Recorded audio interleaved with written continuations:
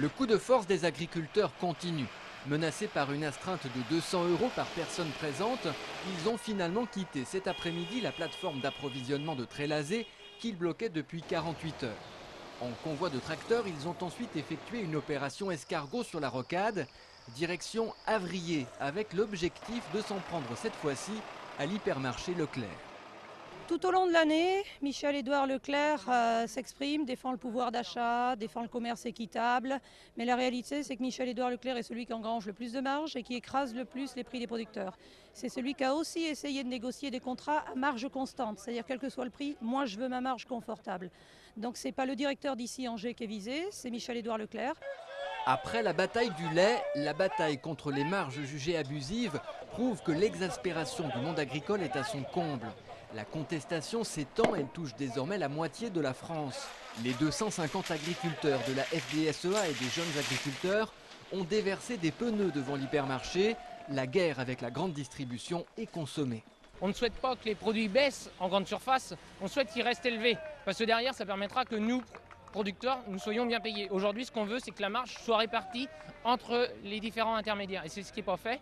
Donc aujourd'hui, ce qu'on veut, c'est qu'il y ait un observatoire des prix qui existe et on veut qu'il soit remis en route de façon à ce que tout le monde s'y retrouve. Cette action ressemble à un dernier baroud d'honneur. La mobilisation syndicale devrait en rester là, mais l'appel est lancé pour des discussions politiques. Il y a une loi qui impose aux distributeurs, aux transformateurs et aux producteurs de se réunir pour faire la transparence des marges. Alors quand il y a une réunion qui est provoquée par le ministère, les producteurs viennent, les transformateurs et les distributeurs ne viennent pas, parce qu'ils ne veulent pas faire la transparence sur leurs marges. Alors on voudrait que les mêmes lois, que toutes les lois soient appliquées de la même façon. Et justement, les agriculteurs ont obtenu l'organisation demain samedi d'une réunion auprès du ministre de l'Agriculture Michel Barnier et de l'Économie Christine Lagarde. Elle devra apporter des réponses car la base du mouvement promet de rester mobilisée.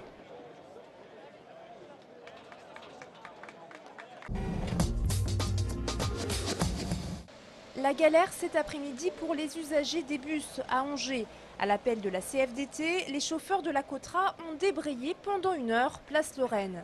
Objet de leur grogne, plusieurs agressions récemment contre des chauffeurs et des conditions de travail perturbées en raison des travaux du tramway. Le trafic a repris normalement à 16 heures.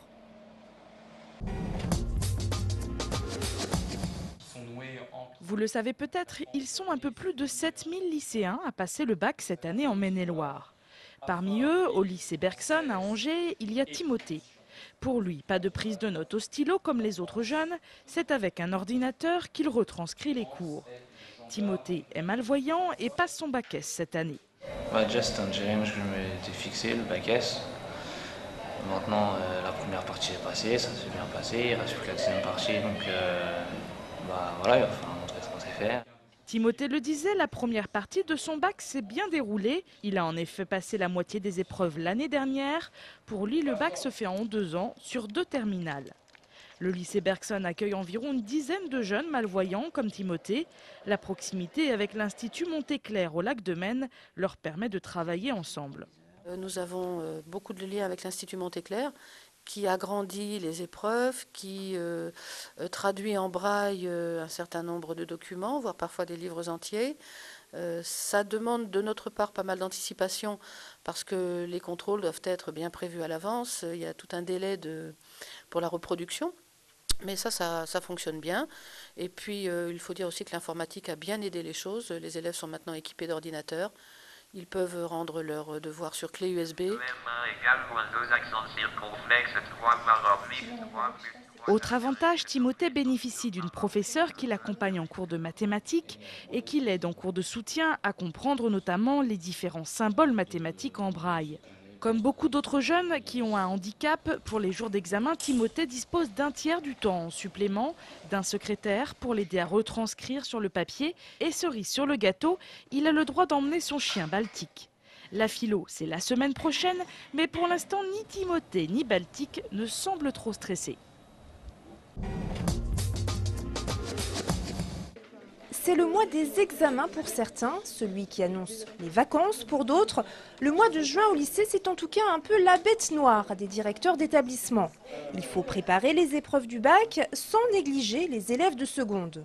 Pour éviter qu'il ne soit un mois sacrifié, le ministère de l'Éducation a décidé de repousser les épreuves du bac et de rallonger le calendrier scolaire des secondes. Au fil des ans, le mois de juin avait été accaparé par essentiellement la tenue des examens, du baccalauréat entre autres, et qu'au fil des années, l'année scolaire se terminait fin mai, et donc avec une perte de temps pour les élèves, une perte aussi pour les enseignants, et il paraissait nécessaire de pouvoir travailler jusqu'au bout de l'année scolaire.